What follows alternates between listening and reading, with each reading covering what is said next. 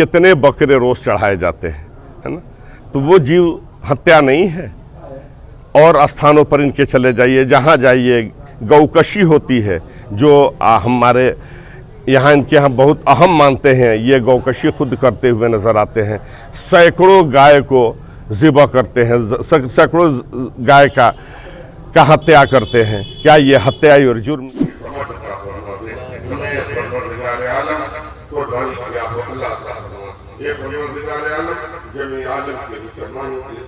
हमें इस्लाम ने हमें इसका दर्स दिया है कि दूसरों की दिल आज़ारी हमारी ज़ात से ना हो। दिल जोड़ने का सबक इस्लाम ने पढ़ाया है, इस्लाम ने तोड़ने से मना। हलाल करार दिया गया, कुरान ने जिसको खाने की इजाज़त दी उसको हलाल करार दिया।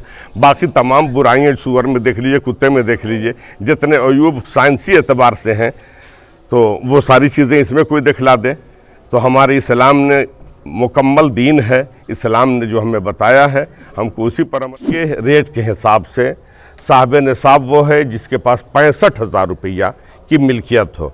हसनपुरा प्रखंड व नगर पंचायत क्षेत्र के सभी ईदगाहों एवं मस्जिदों में शनिवार को ईद उल अजहा की नमाज अकीदत के साथ अदा की गई, जिसमें देश में अमन व चैन व भाईचारे की सलामती की दुआएं मांगी गई व समर्पण के साथ प्रेम और सद्भावना के त्योहार ईद उल अजहा की नमाज पूर्व निर्धारित समय पर ईदगाहों व मस्जिदों में अदा की गई।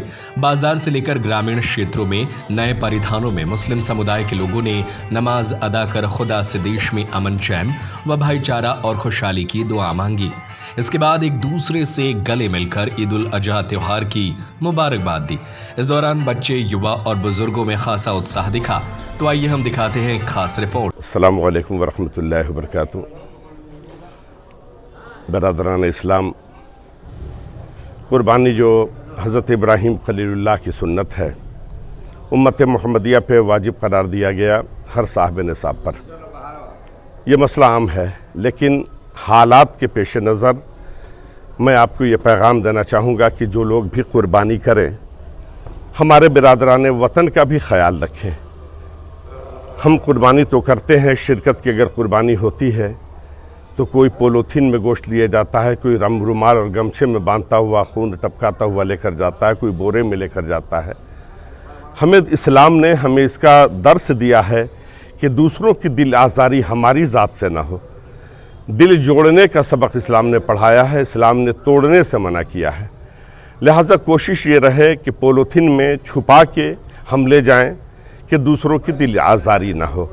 और जो उसके गलाजत निकल रहे हैं, अपने हाथों से कहीं किनारे फेंक दें, बाज़ारों में, रास्तों में, सड़कों पे उसे ना फेंकें। बस यही पैगाम आप तक है कि इस पर आप अमल करने की कोशिश कीजिए। आप ऐसा अमल करें कि दुनिया देखे तो कहे कि मुसलमान ऐसा है तो इसका मज़हब कितना अच्छा होगा। रब्बे क़दीर हम सबको नेक अमल की तौफीक मरहमत फरमाए।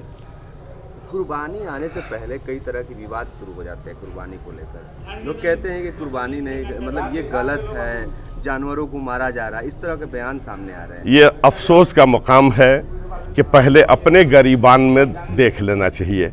जो लोग ये बयान देते हैं उनके यहाँ तो मामला ये है कि कितने बकरे रोज़ चढ़ाए जाते हैं, है ना। तो वो जीव हत्या नहीं है। और स्थानों पर इनके चले जाइए, जहाँ जाइए गौकशी होती है, जो हमारे यहाँ इनके यहाँ बहुत अहम मानते हैं। ये गौकशी खुद करते हुए नज़र आते हैं। सैकड़ों गाय को ज़िबा करते हैं, सैकड़ों गाय का हत्या करते हैं। क्या ये हत्या और जुर्म नहीं है? अगर ऐसा है, हालत तो ये है कि अगर ये हमारे बिरादरान वतन गोश्त खाना छोड़ दें तो आज गोश्त का कीमत आधा हो जाए। अगर गोश्त का कीमत बढ़ा है तो ये बिरादरान वतन की वजह से बढ़ा है। लिहाजा पहले आप खुद अपने पर पाबंदी लगाएं, उसके बाद दूसरे पर पाबंदी लगाएं। ये हमारा तो मजहबी अख्तियार है। हमारा मुल्क हिंदुस्तान हमारा है, हम भी इसके ये हैं। हम इस हिंदुस्तान की आज़ादी में हमारे बुज़ुर्गों ने बड़ी कुर्बानी, जितनी कुर्बानी इन्होंने दी है शायद दूसरों ने न दिया हो। इसलिए हमारा इख्तियार है, आपको कहने दीजिए। जो लोग कहते हैं जिसके पास जो होता है वही देता है, लिहाजा उनके पास अच्छा नहीं है, वो अच्छा नहीं देते। हमारे पास खूबी है, हम खूबियों को बांटते हुए चले जाएंगे। किसी के कहने में नहीं आना है, आपको अपना काम करना। इतना ख्याल रहे कि किसी की दिल आज़ारी नहीं हो।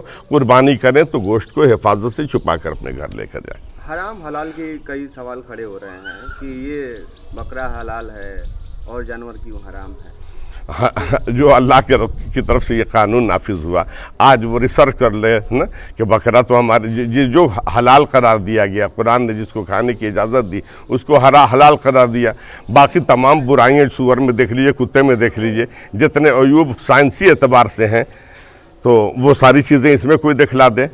तो हमारे इस्लाम ने मुकम्मल दीन है, इस्लाम ने जो हमें बताया है हमको उसी पर अमल करना है। किसी के हराम और हलाल का हमारे मज़हब के बारे में वो क्या जानते हैं, उन्हें क्या मालूम कि क्या हलाल और क्या हराम है।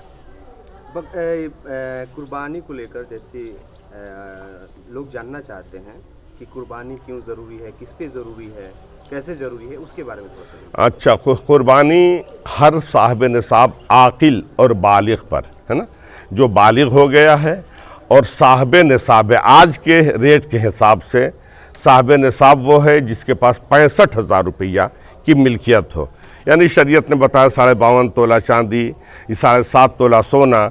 तो अभी सबकी कीमत, अगर चांदी की कीमत आज के हिसाब से मार्केट का रेट देखा जाए तो 65,000 रुपया बनता है।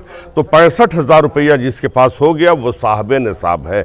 अगर आज ही हमारे पास आ गया तो हम आज होगा, ऐसा नहीं कि इसमें साल गुजारना चाहिए। हमारा अपना पैसा 65,000 आ गया तो हम पर कुर्बानी वाजिब है। बीवी के पास जेवरात हैं कि 65,000 के हो जा रहे हैं तो बीवी पर भी कुर्बानी है। बेटे के पास अगर 65,000 से ज़्यादा है तो बेटे पर भी कुर्बानी। जिन जिन अफराद के पास वो 65,000 रुपया की मिल्कियत है सब पर कुर्बानी वाजिब है। अब कुर्बानी नाम गोश्त और पोश्त और चमड़े का नहीं है, गोश्त खाने का नाम नहीं है, कुर्बानी ईसार का नाम है। कुर्बानी खुलूस और मोहब्बत के साथ अल्लाह के राह में कुर्बान करने का ये है, कुर्बान करने का नाम कुर्बानी है।